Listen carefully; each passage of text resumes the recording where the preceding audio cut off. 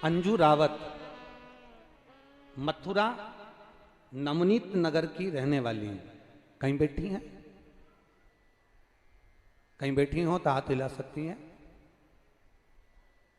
अंजू रावत, मैं मथुरा नवनीत नगर की रहने वाली हूं। कहीं बैठी हो तो हाथ हिला सकती हैं। अंजू रावत। गुरुदेव,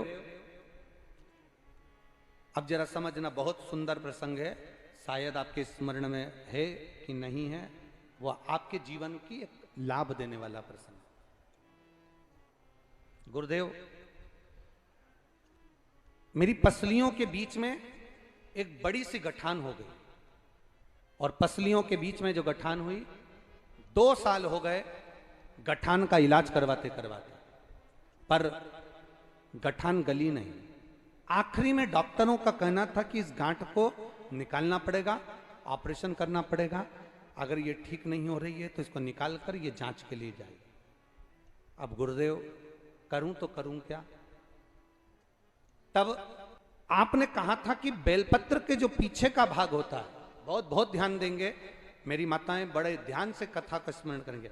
बेलपत्री के जो पीछे का भाग होता है, डंडी का बिल्कुल पीछे का जो भाग है, पीछे का जो भाग, आपने कहा था बेलपत्र के जो पीछे का भाग होता है, अगर वो अशोक सुंदरी का नाम लेकर हाटकेश्वर महादेव, कौन सा महादेव?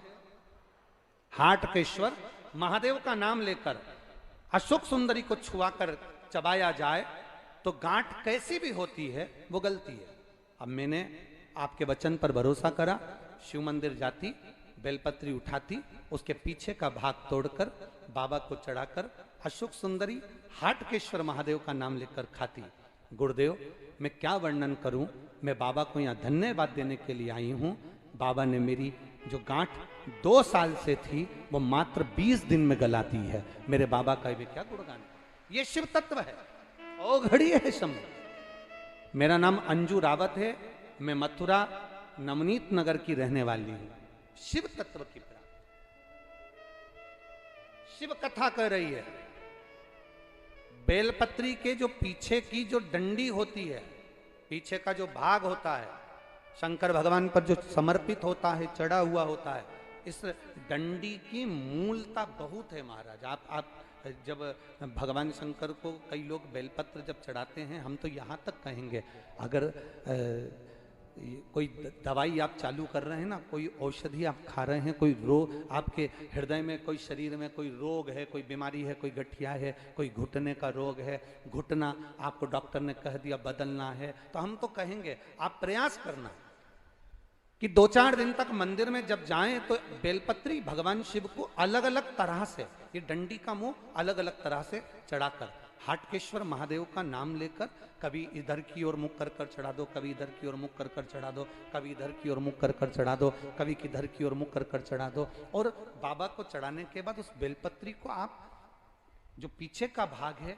उसको तो तोड़कर खाओ, साथ में बेलपत्री को भी खाना प्रारंभ करो। 15-20 दिन खाने के बाद फिर जांच कराओ कि आपको उस रिजल्ट में अंतर आया कि नहीं आया, आपकी जांचों में अंतर आया कि नहीं आया। उस बेलपत्री के भाग का स्मरण हमको सुख देता।